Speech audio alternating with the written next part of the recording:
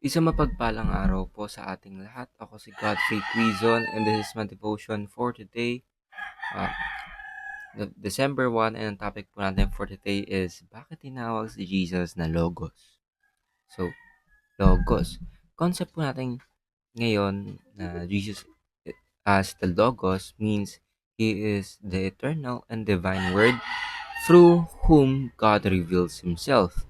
Before creation existed, the Word already was fully God, perfectly wise, and actively speaking life into all things. As the Logos, Jesus shows us God's heart, God's truth, and God's plan of redemption. He is not merely a messenger of God's word, he is God's word made known, the ultimate revelation of who God is and who and how he saves. So, ang ating scripture for today is John chapter 1 verse 1. Basahin po natin. In the beginning was the Word, and the Word was with God, and the Word was God. So, Diyos po lahat ng papurian. So, ang topic po natin for today is bakit tinatawag na ang ating Panginoon Kristo na Logos. So, in John chapter 1, of course, it is indicated na ang ating Panginoon, ang Word, ang salita ng ating Panginoon Kristo, salita ng ating Panginoon, through our Lord and Savior Jesus Christ, we are made, all things are made, na kapag wala ang ating Panginoon, our God will not be able to make those itong universe dahil ang ating Panginoon ay ang Word. Ating Panginoon Kristo ay ang Word ng ating Panginoon. So we must remember that carefully.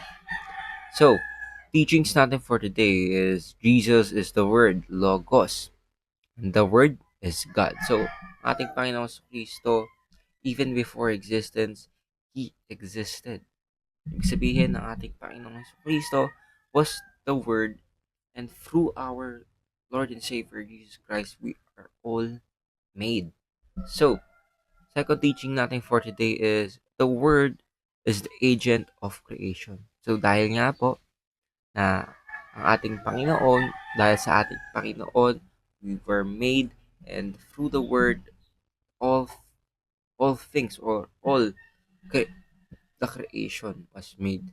So, third teaching natin is the Word became flesh. Ibig sabihin ng ating Panginoong Kristo ay bumaba sa langit upang tayo po ay iligtas.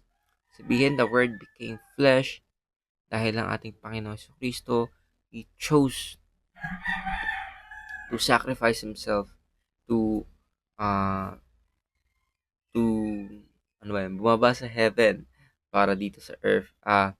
And of course, para tayo po ay ligtas sa ating mga kasalanan because we humans are sinners and we need a savior to redeem our sins dahil nga po ang kabayaran sa kasalanan ay kamatayan. So without the sacrifice of our all-loving God, omnipotent God, omniscient God, ating Panginoon sa Kristo, tayo po ay mapupunta sa impyerno.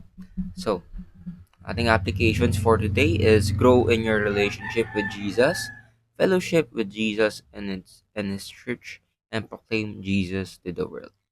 So, lagi po ating tatandaan as Christians, we must, of course, lagi nating papalakasin ang ating faith sa ating Panginoon and yung fellowship, sabihin, yung ating pagkakaroon or evangelize sa lahat ng tao, sa lahat ng kaya natin in order for us to glorify our Lord.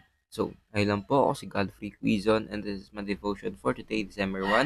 Sana po ay marami kayong tutunan. Ayun lang po and God bless.